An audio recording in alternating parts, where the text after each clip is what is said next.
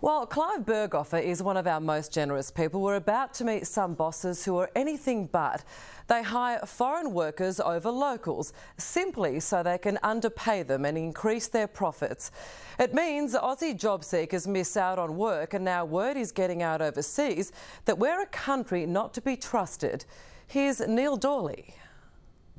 Do you pay less than other farms, though, for your staff? Are they like slaves? No. Where's the paperwork? Where's the contract? It's an area where workers often feel vulnerable to exploitation. Stop thinking the workers as slaves.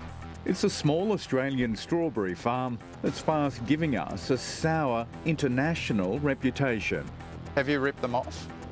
No, I didn't rip it anybody off. $2,000 for 8 weeks' work. I difficult to talk with you, you know. Yeah. Please just leave. Australia's fruit and vegetable industry is dependent on seasonal workers, whether it's harvesting bananas in Queensland's far north, apples in Tasmania, or grapes in Victoria. But farmers could be crippled if disgruntled pickers and packers keep posting messages like these. Where we live is a small room on the farm.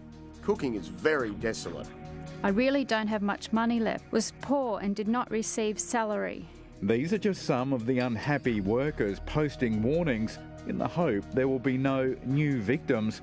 Victims like Michael Zhung and Jason Park, just two of the many thousands of foreign workers and backpackers who contribute about $3 billion a year to the nation's economy. It's more worse than we expect. South Koreans Michael and Jason worked on this strawberry farm north of Brisbane, run by Tony Tran and his wife May.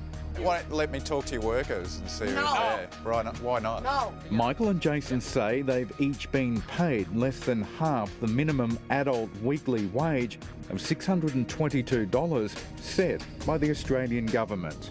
They claim they've been underpaid. Underpaid, he can sue me anywhere he wanted. By law, the minimum any Australian adult can earn in an hour is $16.37, which works out to be a lot of strawberries at the farm at Wamuran, where every kilogram picked earns you just 90 cents. So just to make that minimum hourly rate, you'd need to pick roughly 18 kilograms or about 1,000 strawberries every hour. That's enough to fill more than 70 punnets. We'd be wanting to have a very close look at this arrangement. Seasonal labourers on working holiday visas aren't the only ones proving to be easy pickings, with two Japanese restaurant owners in Tasmania fined $180,000 for underpaying 50 mainly foreign nationals from Asia who received as little as $5 an hour. How much is John paying you an hour? It's about the same rate these Koreans were being paid to work as cleaners, restaurant staff, even tradies. All paid in cash, no tax, no super. They often get the jobs ahead of Australians because they are more vulnerable and don't know their rights and are therefore cheaper. That's why he treats them mean and keeps them keen, you know.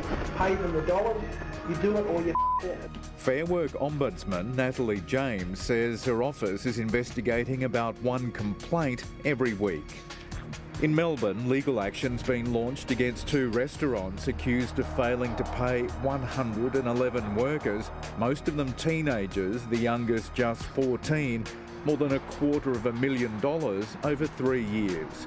While the operators of a Melbourne service station are facing court for allegedly not paying two foreign workers more than $110,000 over 5 years.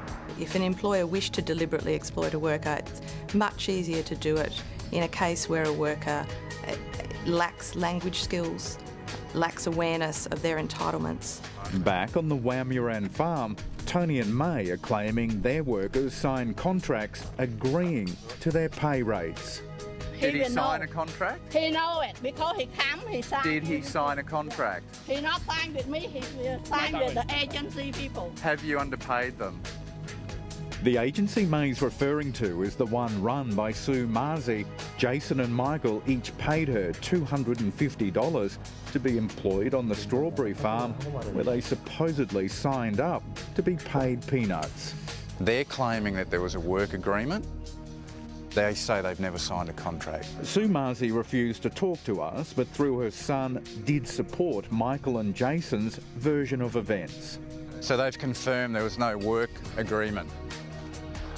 There was no contract signed. And if the pay wasn't bad enough, have a look at this. They actually pay to live in here. 10 people crammed into this building, if you can call it that. So they pay you $80 a week to live in that? And there's no paperwork? Please, sir, I tried to lie to you already. Don't make trouble. Please, I'm not making trouble.